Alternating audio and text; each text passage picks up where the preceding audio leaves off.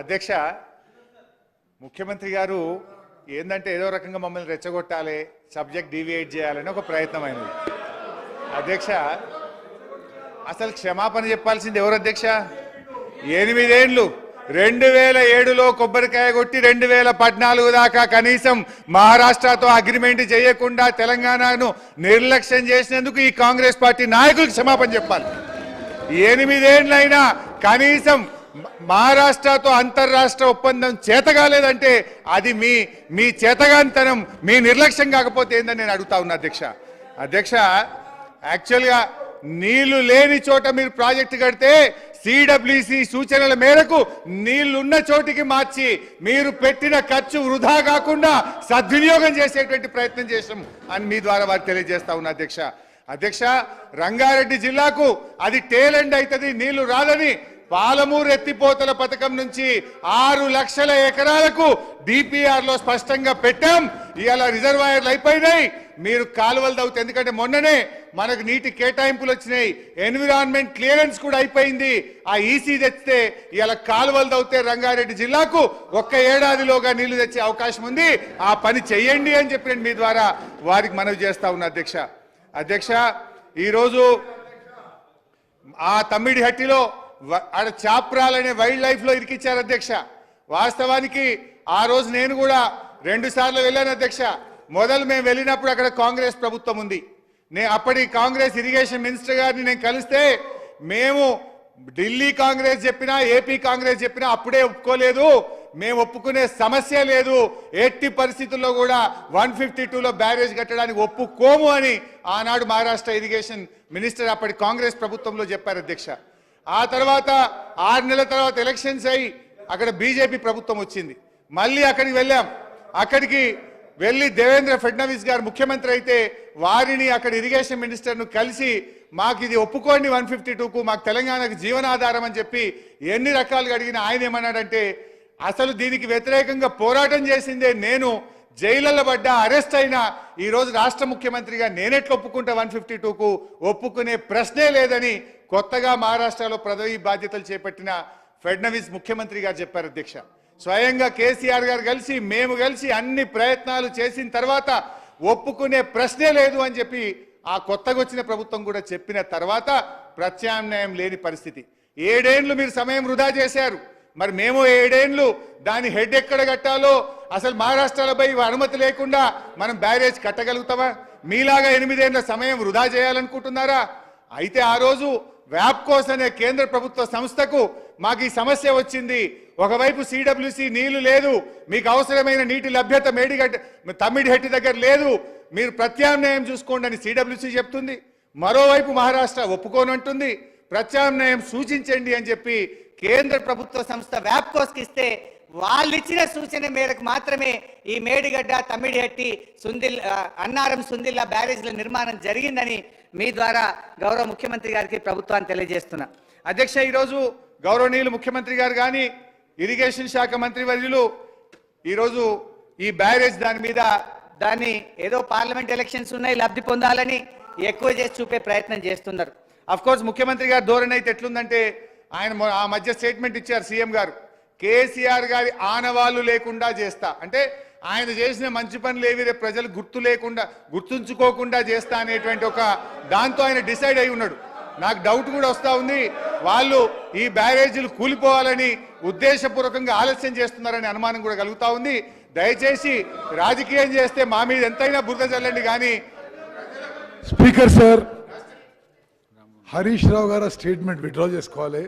ఇది highly irresponsible. మీ corruption వల్ల, మీ దోపిడీ వల్ల మేడిగడ్డ బ్యారేజ్ కొలాప్స్ అయిపోయి ఇక మీదికెళ్ళి మీరు ఎదురుదాడి చేయడమా? సిగ్గుపడాలి, క్షమాపణ చెప్పాలి తెలంగాణ సమాజానికి. అధ్యక్ష ఇప్పటికి 3 సార్లు చెప్పిన ప్రభుత్వం మీ దగ్గర ఉంది, ఏ విచారణ అయినా చేయండి, దానికి మేము సిద్ధమని చెప్పినాం. అయితే అధ్యక్ష బ్యారేజ్ల విషయంలో ఈరోజు సరే ఆ సంఘటన మేము కూడా హర్షించము, తప్పు ఎవరు చేసినా తప్పే, దాన్ని ఎంక్వైరీ చేయండి, టెక్నికల్ డిఫాల్ట్ ఏందో తెలుసుకోండి, కానీ తొందరగా దాన్ని రిస్టోర్ చేసే ప్రయత్నం చేయండి. ఒక బ్యారేజీలే కాదు, కాళేశ్వరంలో మనం అనేక రిజర్వాయర్లు కట్టుకున్నాం, కాలువలు దవ్వుకున్నాం, ఎంతో ఆయకట్టు మనకు వచ్చేది ఉంది. అందువల్ల నేను మీతో కోరేది ఏంటంటే వర్షాకాలం వచ్చే లోపు దానికి టెక్నికల్గా ఒపీనియన్ తీసుకొని సాంకేతిక నిపుణుల ఒపీనియన్ తీసుకొని సేఫ్ స్టేజ్కు దాన్ని తీసుకొచ్చి త్వరితగతిన దాన్ని రిస్టోర్ చేయాలని చెప్పి మీ ద్వారా ప్రభుత్వాన్ని కోరుతున్నాం. తప్పులు ఎవరు చేసినా బాధ్యులు ఎవరైనా వారిని శిక్షించండి, దాన్ని ఎట్టి పరిస్థితుల్లో మేము సమర్థించము అని చెప్పి మీ ద్వారా వారు తెలియజేస్తున్నాం.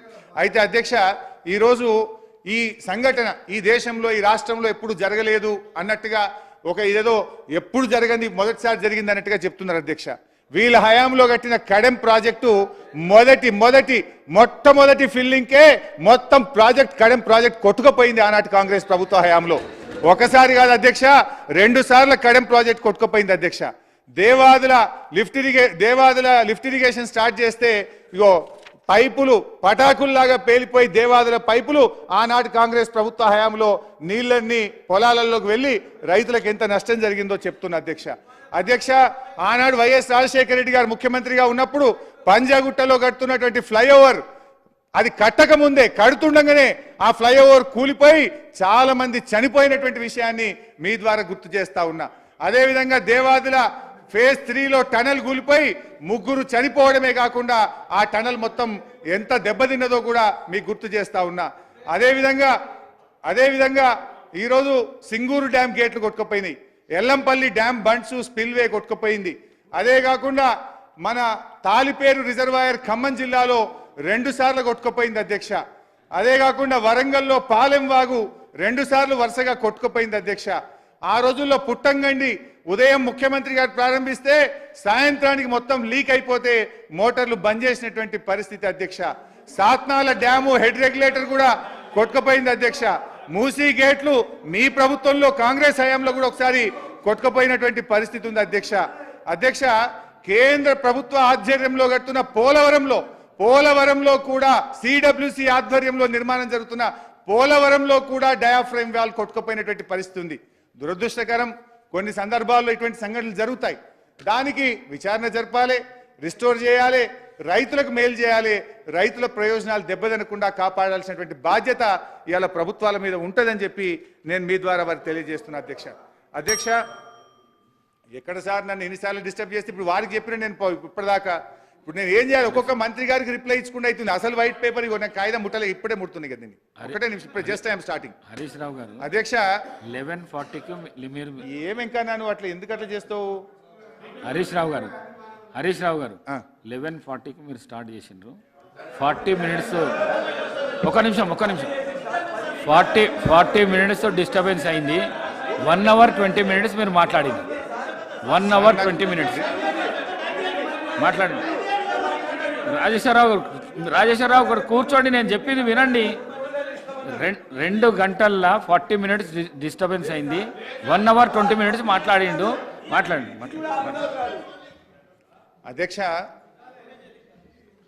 అధ్యక్ష ఈరోజు సరే వీళ్ళు ఏంటంటే మా మీద ఒక బురద జల్లాలనే ఉద్దేశంతో ఒక ప్రయత్నం కంటిన్యూస్గా చేస్తూ ఉన్నారు అధ్యక్ష. కానీ ప్రజల అనుభవంలో ఉంది అధ్యక్ష. పండిన పంట సాక్ష్యం, పెరిగిన సాగు విస్తీర్ణం సాక్ష్యం, ఇవన్నీ కూడా ప్రజల స్వీయ అనుభవాల్లో ఉన్నాయి అధ్యక్ష. మీరు అసెంబ్లీలో మా మీద బురద జల్లినంత మాత్రాన ప్రజలకు అంతిమంగా నీళ్ళు వచ్చినాయా లేవా, పంట పండిందా లేదా అనేది రాష్ట్ర రైతులు గమనిస్తారు అధ్యక్ష. ఈ ప్రభుత్వం ఇవాళ మేము వచ్చిన తర్వాత అధ్యక్ష, ఆనాటి కాంగ్రెస్ ప్రభుత్వాలు చెరువులను పట్టించుకోకపోవడం వల్ల చెరువులన్నీ కూడా చిన్న వర్షానికే తెగిపోయేటువంటి పరిస్థితి ఉండే. కాకతీయుల వారసత్వ సంపదగా వచ్చినటువంటి ఆ చెరువులను గత ప్రభుత్వాలు పట్టించుకోకపోతే మేము మిషన్ కాకతీయ అనేటువంటి ఒక కార్యక్రమం ద్వారా రాష్ట్రంలోని చెరువులన్నీ కూడా పునరుద్ధరించేటువంటి కార్యక్రమం చేశాం. ఆ మిషన్ కాకతీయను అధ్యక్ష మ్యాగ్సెసే అవార్డు గ్రహీత రాజేంద్ర ప్రసాద్ గారు మెచ్చుకున్నారు, ఎంఎస్ స్వామినాథన్ గారు మెచ్చుకున్నారు, మన హైకోర్టు చీఫ్ జస్టిస్ గారు మెచ్చుకున్నారు. అమెరికాలోని మిచిగాన్ యూనివర్సిటీ, చికాగో యూనివర్సిటీ కూడా వచ్చి స్టడీ చేసి ఈ కార్యక్రమాన్ని అభినందించినటువంటి విషయాన్ని మీ ద్వారా గౌరవ సభ్యులకు తెలియజేస్తా ఉన్నా అధ్యక్ష. మిషన్ కాకతీయ ప్రోగ్రాం 4 ఏళ్లలో యుద్ధ ప్రాతిపదికన చేస్తే 15 లక్షల ఎకరాల ఆయకట్టు స్థిరీకరణ జరిగింది. ఇలా రైతులకు మేలు జరిగింది. 15 లక్షల ఎకరాల్లో ఆయకట్టు పెరగడమే కాదు, మత్స్య సంపద పెరిగింది, భూగర్భ జలాలు కూడా పెరిగి రైతులకు ఎంతగానో మేలు జరిగింది అధ్యక్ష. ఉదాహరణకు అధ్యక్ష, గతంలో ఒక చిన్న వర్షం పట్టే చెరువులు ఎట్లా తెగినాయి, ఇప్పుడు మిషన్ కాకతీయ తర్వాత చెరువులు తెగడం ఎట్లా తగ్గిందో కూడా నేను వివరాలతో సహా కూడా చెప్పగలుగుతా అధ్యక్ష. 2009లో 1107 చెరువులు తిరిగినాయి. 2010లో 4251 చెరువులు దిగాయి. 2011లో అది డ్రాటు 393, 2012లో 659, 2013లో 1868. ఇట్లా వేల సంఖ్యలో వర్షాలు బట్టి ఆ రోజుల్లో చెరువులు దిగేది. మిషన్ కాకతీయ తర్వాత ఎప్పుడు కూడా అది 3 డిజిట్ దాటలేదు. ఎంత వర్షాలు పడ్డా కూడా చక్కగా మరి ఆ చెరువుల్ని కాపాడినాం, రిస్టోర్ చేసినాం. కనుక రైతాంగానికి నీళ్లు వచ్చినాయి, పశుపక్షాదులకు కూడా నీళ్లు దొరికినాయి, భూగర్భ జలాలు పెరిగినాయి, మంచి పంటలు కూడా పండినాయి అధ్యక్ష. ఇవే కాకుండా అధ్యక్ష, గత ప్రభుత్వాల హయాంలో మన కాంగ్రెస్ ప్రభుత్వ పెద్దలు ఆ రోజుల్లో ఏముండేదంటే కాలువల ద్వారా, అంటే ప్రాజెక్టుల కాలువల ద్వారా చెరువులకు నీళ్ళు ఇవ్వద్దు అనే ఒక నిబంధన ఉండేది. ఆ రోజు వీళ్ళు ఎవరు మాట్లాడే వాళ్ళు కాదు. ఎందుకంటే చెరువులు మనం ఎక్కువ నీళ్లు డ్రా చేస్తే కిందికి కృష్ణాకో డెల్టాకో వాళ్ళకి నీళ్ళు తక్కువ పోతాయని బాధ ఉండేది. ఆ రోజుల్లో మరి అవకాశం లేకపోతే మన కేసీఆర్ గారి ప్రభుత్వం, కేసీఆర్ గారి నిర్ణయం తీసుకొని ఈ రాష్ట్రంలో అన్ని చెరువులకు కూడా తూములు పెట్టండి, ప్రాజెక్టులతో లింక్ చేయండి అని చెప్పి నిర్ణయం తీసుకొని 6260 చెరువులను ప్రాజెక్టులతో అనుసంధానం చేయడం ద్వారా మరి బ్రహ్మాండమైనటువంటి పంటలు పండినాయి. ఆనాడు చెరువులకు నీళ్లు ఇవ్వడం అంటే నేరం. కేసీఆర్ గారి హయాంలో ప్రాజెక్టుల నుంచి చెరువులకు నీళ్లు ఇవ్వడం ఒక వరంగా మారిందని చెప్పి మీకు తెలియజేస్తా ఉన్నా అధ్యక్ష. ఈ చెక్ డ్యాంల నిర్మాణం రాష్ట్రంలో దాదాపు 1402 చెక్ డ్యాంలను మరి మా ప్రభుత్వం మంజూరు చేసి నిర్మించడం వల్ల రాష్ట్రంలో దాదాపు ప్రత్యక్షంగా పరోక్షంగా 4 నుంచి 5 లక్షల ఎకరాలకు సాగునీరు అందింది. భూగర్భ జలాలు పెరిగి ఎంతో మేలు జరిగింది అధ్యక్ష. అదేవిధంగా గతంలో కట్టిన ప్రాజెక్టులకు మరి కాలువలు సరిగ్గా మెయింటెనెన్స్ లేక అప్పటి ప్రభుత్వాలు పట్టించుకోకపోక కాలువలలో చెట్లు మొలిచి పగుళ్ళు ఏర్పడ్డటువంటి పరిస్థితి, చివరి ఆయకట్టుకు నీళ్లు రానటువంటి పరిస్థితి. దాదాపు మరి ఐపీ క్రియేటెడ్, ఐపీ యూటిలైజ్డ్ మధ్య 40% గ్యాప్ ఉందని చెప్పి మేము గుర్తించాం. పేరుకు ఎస్ఆర్ఎస్పి 9 లక్షల ఎకరాలు, కానీ ఎన్నడూ 6 లక్షల ఎకరాలు పారినటువంటి పరిస్థితి లేదు. దాన్ని గమనించి ప్రభుత్వం ఏం చేసిందంటే ఈ కెనాల్స్ అన్ని కూడా మేము మోడర్నైజేషన్ చేయాలని SRSP canals, Nagarjuna Sagar canals, Nizam Sagar, Rajoli బండ, గణపురం ఆనకట్టు, సదర్మాట్, మూసి, సాత్నాల, చెలిమలవాగు, స్వర్ణ, నల్లవాగు, శనిగరం ప్రాజెక్ట్, వీటి కాలువలన్నీ కూడా ఆధునీకరించి చివరి ఆయకట్టుకు నీళ్లు పోయే విధంగా మా ప్రభుత్వం కృషి చేసింది అధ్యక్ష. అంతేకాకుండా అధ్యక్ష, ఇవాళ ఆయకట్టు విషయంలో కూడా మా ప్రభుత్వం వచ్చిన తర్వాత వచ్చిన ఆయకట్టు అధ్యక్ష, మేజర్ ఇరిగేషన్లో 14,46,000, మీడియం ఇరిగేషన్లో 59,000, మైనర్ ఇరిగేషన్లో ఆదిలాబాద్ జిల్లాలో కట్టిన కొత్త చెరువులు ఇతర జిల్లాలో వచ్చినాయి కలిపి 60,000, టీఎస్ఐడిసి ద్వారా 1,58,000, మొత్తం 17,24,000 ఎకరాలకు కొత్త ఆయకట్టు మేము క్రియేట్ చేయడం జరిగింది. మరి గతంలో అదేవిధంగా స్టెబిలైజేషన్ అధ్యక్ష, అంటే ఏదైనా ప్రాజెక్టులో నీళ్లు తక్కువ పడ్డప్పుడు మనం సప్లిమెంట్ చేసే దాన్ని స్టెబిలైజేషన్ అంటాం. దాదాపు 30 లక్షల ఎకరాలకు స్టెబిలైజేషన్, అంటే మిషన్ కాకతీయలోనే 15 లక్షలు వచ్చింది, మిగతా ప్రాజెక్టుల ద్వారా మరో 15 లక్షలు కలిపి 30 లక్షల ఎకరాలు స్టెబిలైజేషన్ చేశాం. అంటే 17,24,000 ఎకరాల కొత్త ఆయకట్టు, 30 లక్షల ఎకరాలు స్టెబిలైజేషన్ చేశాం.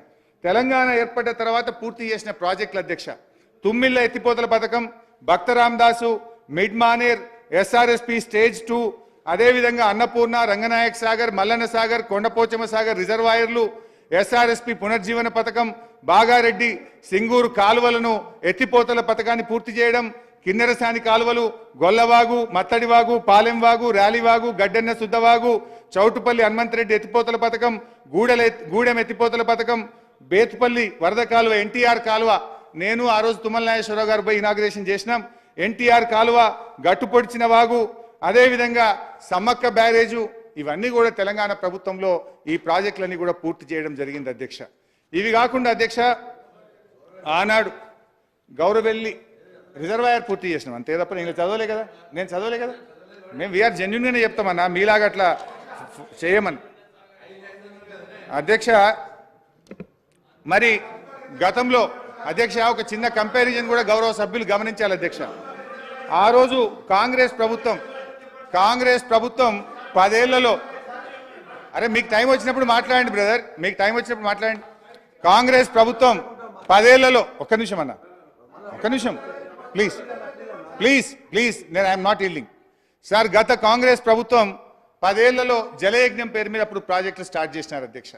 మన తెలంగాణలో జలయజ్ఞంలో ఆ రోజు 19 భారీ ప్రాజెక్టులు, 12 మధ్య తరహా ప్రాజెక్టులు, 2 ప్రాజెక్టుల ఆధునీకరణ అండ్ వరంగల్ ఖమ్మం జిల్లాలో గోదావరి కరకట్టల నిర్మాణం, మొత్తం 35 పనులు ఆ రోజు ప్రాజెక్టులు తెలంగాణలో శాంక్షన్ చేసినారు అధ్యక్ష. ఈ 35 ప్రాజెక్టులు స్టార్ట్ చేస్తే 10 ఏళ్లలో ఒక్క ప్రాజెక్ట్ అన్న పూర్తి చేసినారా అని చెప్పి నేను అడుగుతా ఉన్నా. ఎక్సెప్ట్ మన గుత్పా అలీసాగర్ లిఫ్ట్, అది 90% గత తెలుగుదేశం ప్రభుత్వ హయాంలో మంజూరై 90% పూర్తయితే ఆ 10% పనిని పూర్తి చేసి అది నీళ్లు సప్లిమెంటేషన్ కొత్త ఆయకట్టు కూడా కాదు, ఒక్క గుత్పా అలీసాగర్ తప్ప జలయజ్ఞంలో స్టార్ట్ చేసినటువంటి 35 ప్రాజెక్టులలో ఒక్క ప్రాజెక్ట్ అన్న పూర్తి చేశారని మీ ద్వారా నేను అడుగుతా ఉన్నాను అధ్యక్ష.